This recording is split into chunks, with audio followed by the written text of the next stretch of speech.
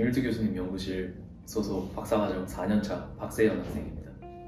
원래 PK 시스템 말고 아시아 대학교를 뭐 이런 건데 어떻게 그 프로그램을 통하게 됐는지. 학교에서 전달한 공지사항을 보고 캠퍼스 아시아 프로그램에 지원하게 됐고요. 그 프로그램 통해서 동경공대에서 방문 연구 4개월 동안 진행했습니다. 4개월은 뭐 어쩌다가 4개월이 된 거지? 프로그램 자체적으로 동경공대 쿼터 시스템에 맞춰서 4.5개월이 최대였는데요. 저는 마지막 학기여서 좀 할 일이 남아있어서 4개월 정도 진행하고 먼저 돌아왔습니다. 뭐 4개월이 적당하다고 생각하세요? 연구를 좀 제대로 하려면 반년 이상은 필요할 걸로 예상하고 있습니다. 원래부터 그냥 처음 석사나 박사 들어보실 때부터 계획을 하고 하신 건지?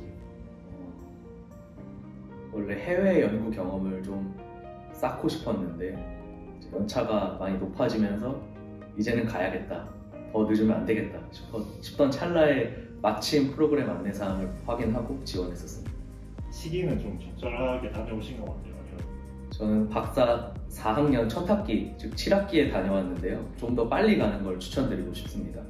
저 같은 경우에 돌아오자마자 한 학기 내에 프로포절과 디펜스를 마무리하고 졸업을 해야 되는 상황이어서 좀 연구를 진행할 때도 좀 조급한 마음이 없잖아 있었고, 돌아와서도 정신없이 살고 있는데 조금 더 연차가 낮을 때, 2년차나 3년차 때 다녀오면 조금 더 여유가 있는 상황에서 연구에 집중할 수 있을 것으로 예상합니다.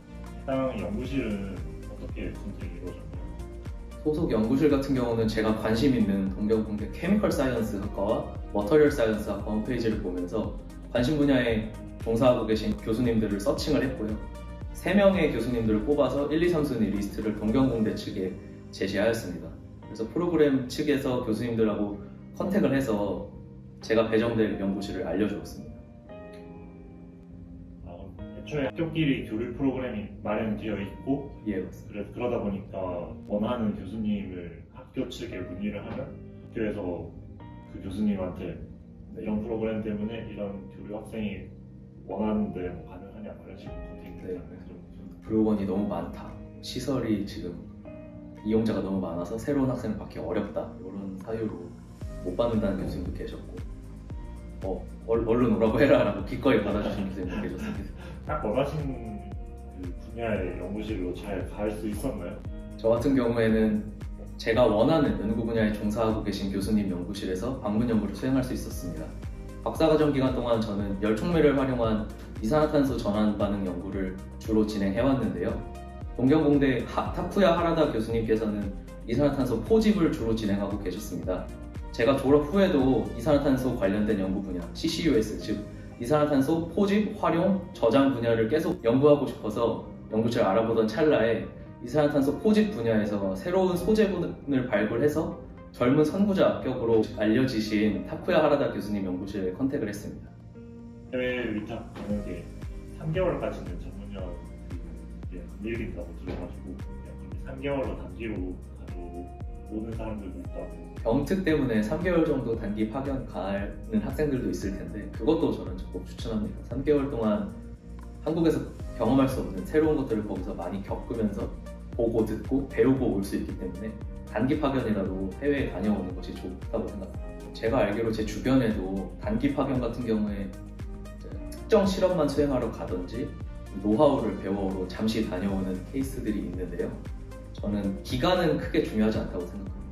병특 때문에 3개월을 가든 아니면 병특 문제에서 자유로워서 6개월, 1년을 가든 사실 주제가 명확한가가 가장 중요하고, 그 주제에 관련된 실험을 그 연구실에서 수행할 수 있느냐가 제일 중요하다고 생각합니다. 저 같은 경우에는 방문 전에 교수님하고 미팅을 많이 하면서 현재 랩에 있는 장비랑 현재 상태, 그리고 앞으로 어떻게 셋업을 변경할 수 있는지에 대해서 많이 이야기를 나누었고요.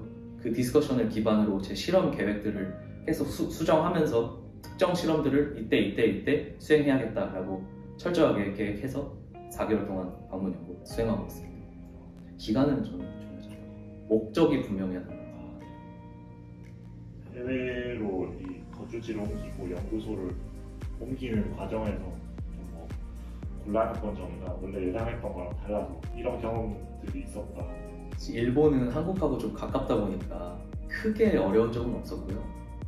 예전에 미국에서 살았던 경험이 있는데 그때 미국 넘어갈 때랑 크게 차이 나고 오히려 좀 쉬었다는 느낌이 좀 있습니다. 다만 코로나 시기였고 일본 관광 입국 이런 게 풀리기 전이어서 좀 프로세스가 많이 느리다는 점 때문에 많이 지연돼서 힘든 점이 없지 않아 있었습니다. 저 같은 경우는 초여름쯤에 준비를 시작해서 10월 초 9월 말에 간 케이스여서 기간이 좀 촉박했는데 조금 더 미리 준비를 해서 갔었다면 좀 더 여유 있게 좀 편하게 다녀오지 않았을까 싶습니다. 거기 학비 나가면 월급 지급 관련해서 정해진 장학금 그런 것들 어떻게 정해졌는지. 학비 같은 경우는 카이스트에 먼저 선납을 했기 때문에 동경공대 학비는 면제를 받았고요. 캠퍼스 아시아 프로그램 측에서 숙소와 생활 보조금을 지원해 주었습니다. 캠퍼스 아시아 프로그램 측에서 숙소를 제공해줬기 때문에 제가 일본 도착 전후로 집을 알아보고 새롭게 계약해야 된다는 수고로움은 없었습니다. 숙소 렌트랑 관련 유틸리티 비용도 모두 면제받았습니다. 어떤 걸 이루고 오셨는지, 원래 계획한 연구가 있어서 해왔다거나 코업을 계획하고 갔다거나 가서 좀 이런 노하우를 배우고 집중을 했다. 저 같은 경우는 타쿠야하라다 교수님 연구실에서 제가 계획한 연구를 진행할 수 있었고 또 교수님만의 노하우도 배울 수 있었습니다. 예컨대 가기 전에 저는 단기간에 끝낼 수 있는 주제를 선정해서 갔고요.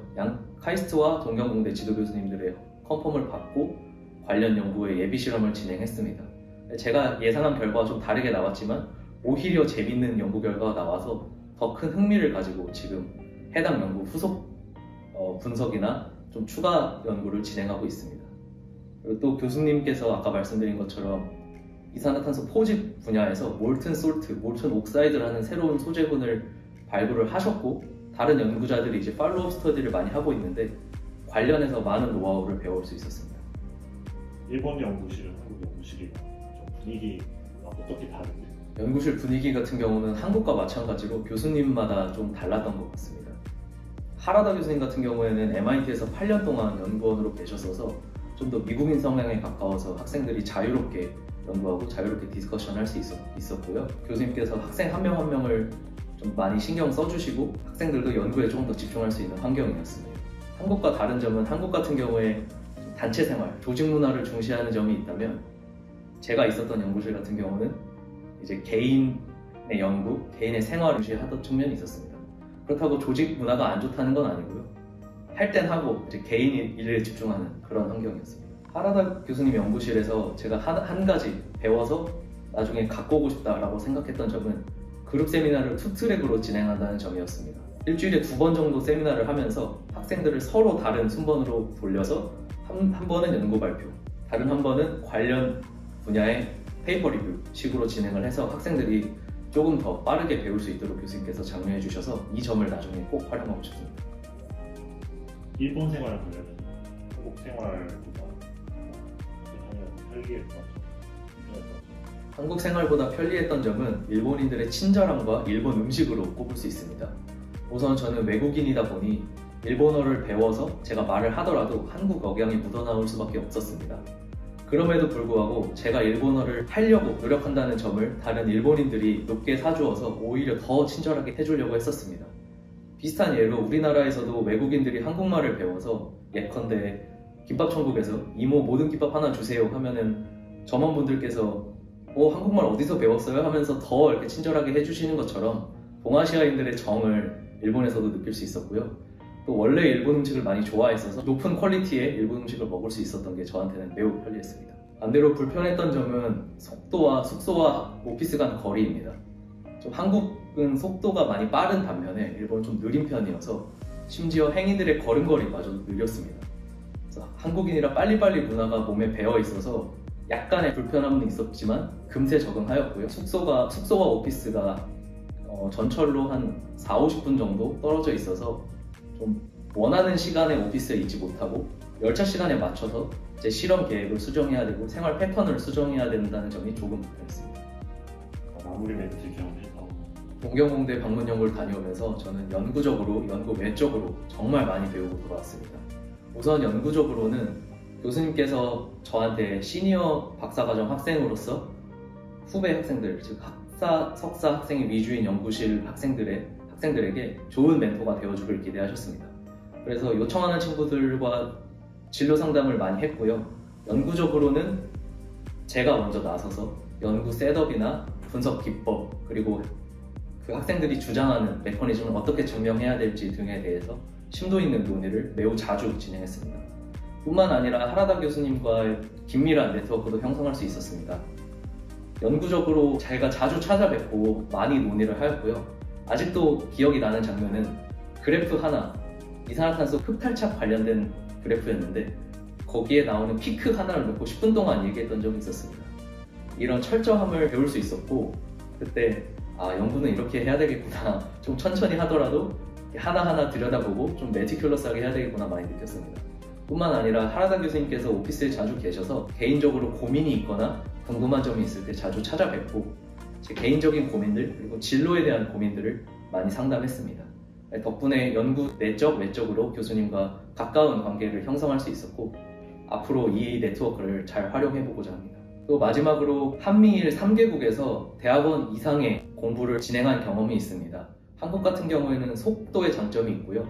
방향성을 정하면 그쪽을 쭉 밀고 나가는 장점이 있고, 일본 같은 경우는 한 가지 분야를 설정하면 그게 어떻든 간에 시간이 얼마가 걸리든 간에 한 가지를 우직하게 완성도 높게 만드는 장인 정신을 기반으로 한 연구가 많았습니다. 또 미국 같은 경우는 규모에서 나오는 속도와 창의성이 있었는데요.